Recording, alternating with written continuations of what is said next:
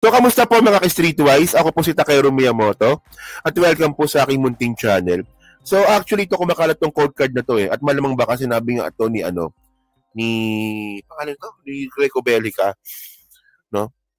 So, alam naman po natin na itong si Ping Lacson, nag-resign na nga po bilang chairman ng Blue Ribbon Committee. So, ngayon, itong tangang Bellica, actually tanga talaga nito. Matatangahan talaga ako dito. So, sabi ni Bellica, may punyeta kasi. Pag binalik kay Senator Rodante Marcoleta ang Blue Ribbon Committee, babalik din ang tiwala ng tao sa investigasyon. Greco Bellica. Baka sinabi niyo to sa SMNI, no? Well, by the way, mga kababayan, in the first place, hindi po pwede mangyari yon. Kasi po, yung pinipili po sa Blue Ribbon Committee chairmanship, galing po sa majority. Tanga ng tanga. Nasa majority ba si Rodante Marcoleta? Ha? Bellica? Ang dami-dami mo sinasabi, tanga-tanga mo naman. Paano makakabalik ng chairmanship si Marcoleta kung wala naman po siya sa majority? No? Actually, mga kababayan, napansin ko lang, meron sigurong balat sa puwet tong si Marcoleta eh. May balat sa puwet po yan. Kasi simula po nung naging senador po si Marcoleta, puro kamalasan na lang po nangyari sa mga DDS. Walang yan daw, no? O so ngayon, mga kababayan, ang point natin dito, nakita ko po kasi yung mga yung mga comment ng mga DDS, Kasi ako po kasi, kapag tumitingin po ako ng post, tungkol sa mga DDS, sa mga Duterte, nagbabasa talaga ako ng comment. Ang lagi ko talaga nakikita na sinusumbat ng mga DDS kay PBBM yung pagtanggal nga ng PACC, yung pagbuwag ng PACC. So, hanapin natin dito. So, PACC, Demolish ba yon? Demolish? Yan, demolish. Walang reason Walang reason kung bakit tinanggal yung PACC. Ano ba yon? Actually, unang-unang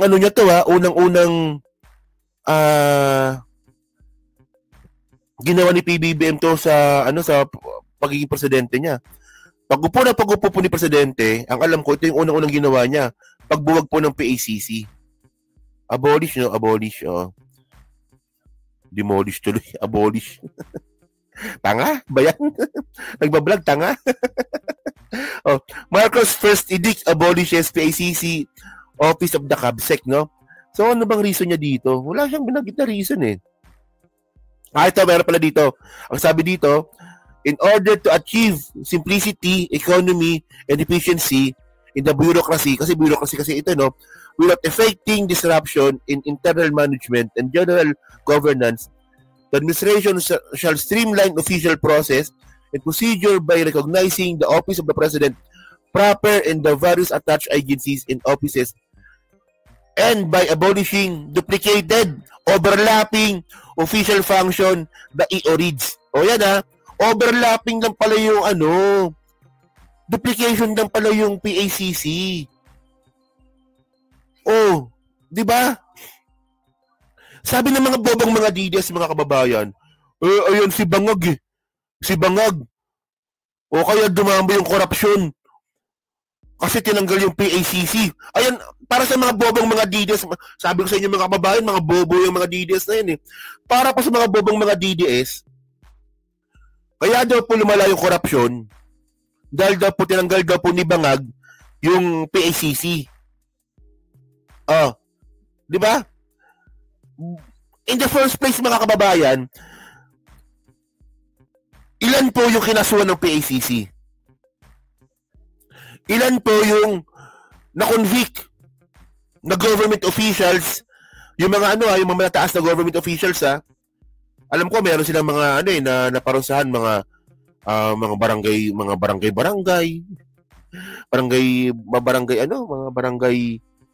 barangay chairman, councilor.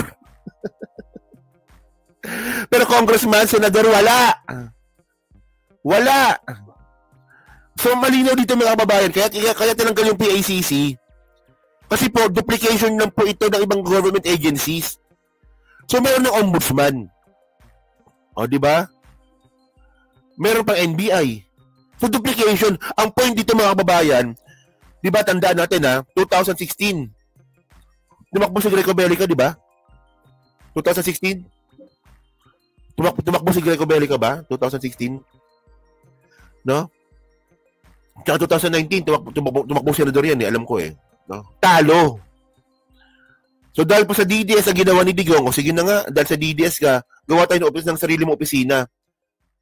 Ginawan lang po ng sariling opisina yan si Bellica. Kasi kung makikita po natin, napunta natin yung Wikipedia ng PACC, puntahan natin. Search natin. PACC, Wikipedia. Yan. Ito tinan nyo ito Wait lang. Ayan Ayan, ito. Buti na lang meron dito. Tinan nyo ito Puntahan natin. Yan, okay. PACC to eh. So, Presidential Eklabum ba to? Okay, so, kung makita natin dito, binuo po yung PACC October 14, 2017. So, paano ni Digong lang pala ito ginawa? Paano lang pala ni Digong ito ginawa? Ginawa lang ito para may trabaho si Greco Bellica. Malamang hindi qualified sa ibang government agency. Kaya ginawa ng sariling opisina. Tingnan mo, ganun kakatanga. ganun katanga pa si Greco Bellica, mga kababayan. Ngayon, magbibida-bida siya ngayon. Nasasabi ni Greco Bellica, well, kapag si Rodante Marcoleta bumalik sa Blue Ribbon Committee, magtitiwala ulit yung mga tao. Mali. Ang malino dito, tanga ka. No? Kasi, hindi ka ma-appointed ni Digong sa ibang government agency tulad ng DepEd, DPWH, di ba? DICT. Hindi ka qualified. Kaya sabi ni Digong, hindi ka qualified, gawa na lang tayo ng sarili mong opisina. Ito PACC. Ginawan ka na nga lang sariling opisina, wala ka pang ginawa. So ngayon, ito siguro nakikita nyo naman yan na ito yung reklamo ng mga DDS no, na kaya daw dumami daw po yung korupsyon dahil daw po tinanggal yung PACC. So ngayon, ang point natin dito, kung effective talaga itong PACC, mga kababayan, hindi naman po talaga, hindi naman po talaga, hindi po bubuwagin ni PBBM yan Kasi in the first place, mga ka-streetwise, walang yan. Wala, talaga hanap ako ng mga kinasuhan nila dito, hanapin natin. Wala Wala silang record dito ng mga kinasuhan nila Wala Wala nga From 2017 hanggang 2022, wala talaga. Anong point ko dito? Ganyan po kabobo ang mga DDS, mga kababayan. Ganyan po sila kabobo. Di ba? Naniniwala po sila sa sarili nilang ilusyon. Nag-iilusyon na nga lang para sa kanila, ayun na yung reality. Malinaw po na yung ebidensya dito na wala talagang nagawa yung PACC. So bakit nyo sinusumbat ngayon? Para si Bongo. Ano ba sabi ni Bongo? Lumala ang krimen. Lumala ang krimen mula nung nawala si Tatay Digong. Ang tanong dito, anong ebidensya ninyo?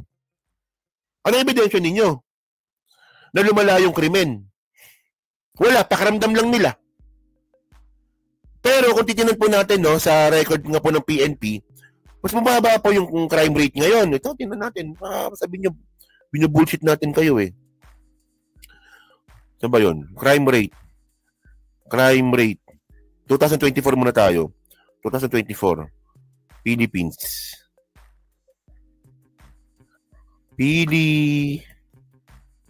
Decline. Saan na ba yan? Tingnan natin. Alam ko meron yan May nasa balita yan Ayan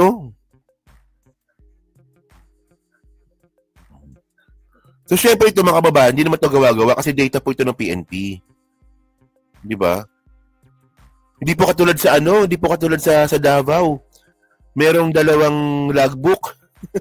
Yung PNP nila doon. Pero dito mga ka-streetways, no? PNP crime drops 13.8% in July, September 2025. Ngayon pala to. So may data. 'Di ba? May data. 'Di ba? Actually, kapag pinapanood ko po yung mga DDS, no, yung mga vlogger po ng DDS, minsan kapag wala akong magawa, pag gusto ko manapak ng tao minsan, sobrang inis ko sa buhay ko, no?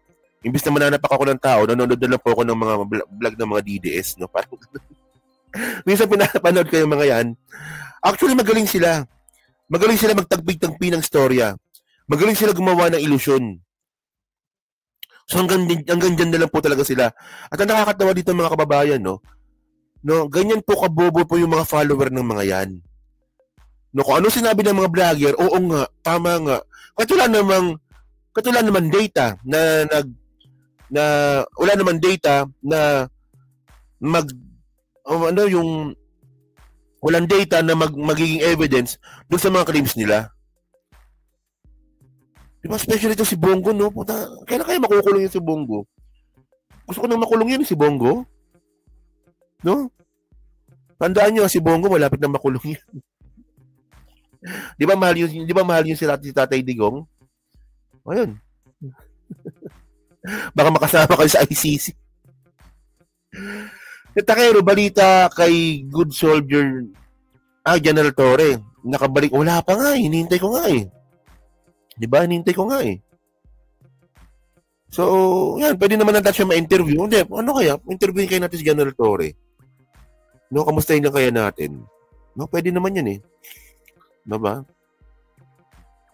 O, so yan. So, Belly ka? So, mukhang tanga lang, diba? So, yun mga kababayan. So, saglit lang naman ito live stream kasi natin, no? Kasi, yan, 7:30, sisibat na ako. So, thank you mga kababayan. So, kayo po, no? Ano po masabi nyo nga po dito? Sa sinabi nga po ni Greco Bellica na kailangan daw po, no, na makabalik si Marcoleta sa Blue Ribbon Committee chairmanship para bumalik daw po yung tiwala ng tao sa Blue Ribbon mismo. Niniwala ba kayo doon? Diba? Parang tanga, no? Natatangahan talaga ako doon. Tanga. Alam naman po natin, no, na naging bias po talaga si Marcoleta in the first place. Diba? So yun, no, so pa-comment lang po sa baba, binabasa ko pong lahat yan. At syempre dyan po sa Team Replay, pa-like, pa-subscribe. Hindi naman kalabisan, pa-share na po ng video po na to, no?